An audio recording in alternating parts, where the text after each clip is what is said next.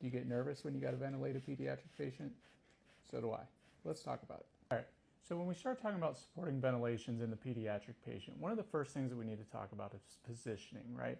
So we know that kiddos have those big domes, right? They have the big heads back there that automatically puts them into that flexed position, right? So we've always talked about padding under the shoulders to kind of lift that up and kind of open that airway up. More discussions going on now about putting them into this like ramped position, more of that sniffing position where the auditory canals, where the opening of the ears are really in line with that sternal notch, and pushing them forward and putting them into that sniffing position, really opening that up.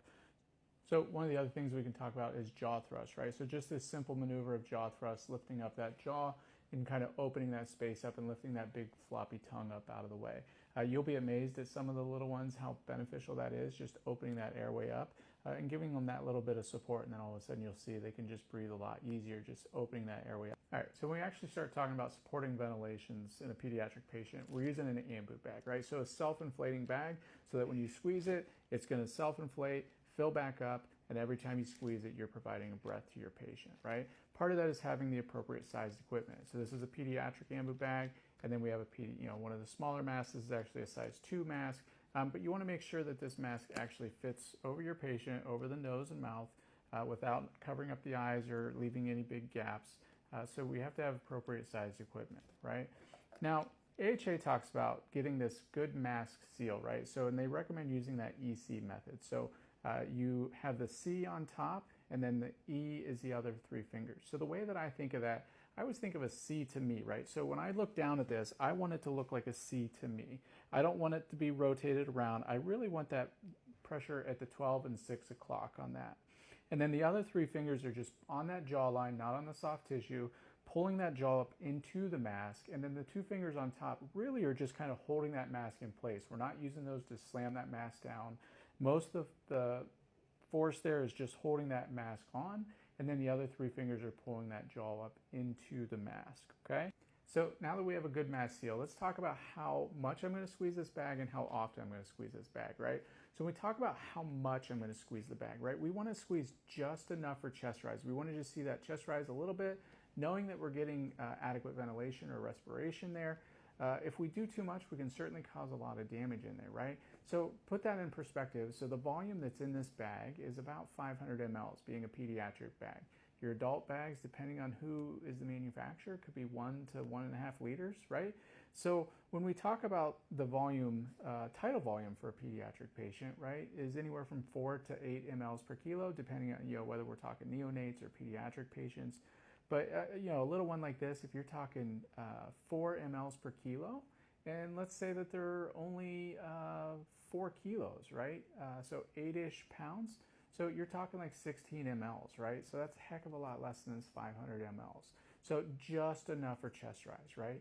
And then let's talk about how often I'm going to squeeze this bag, right? So we want to squeeze this bag 1 breath every 2 to 3 seconds, right? And again, just enough for chest rise, so it may just be this slight little pinch, right? And we're just going to do this 1 breath every 2 to 3 seconds, right? But what do we actually do when we're ventilating a pediatric patient, right?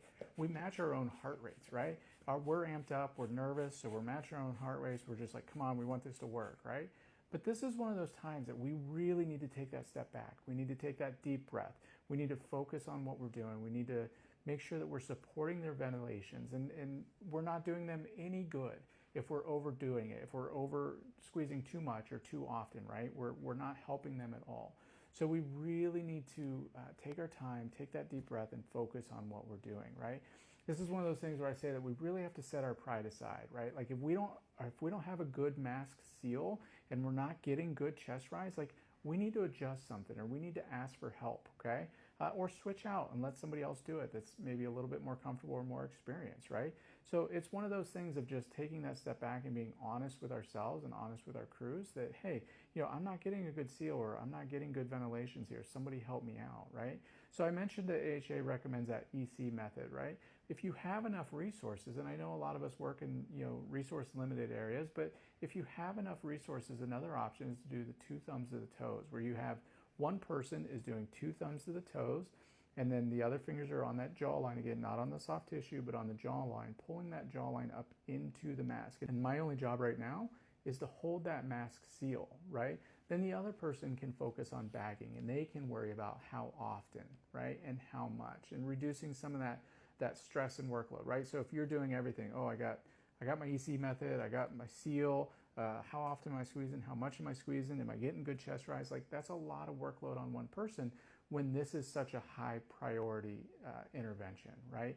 And we know that inadequate ventilation leads to cardiopulmonary arrest in our pediatric patients, right? So this is one of those things that we have to be aggressive in assessing, one of those things that we have to be aggressive in managing, and we have to manage it appropriately. And we have to know that if we are not adequately ventilating this patient, they are going to deteriorate, right?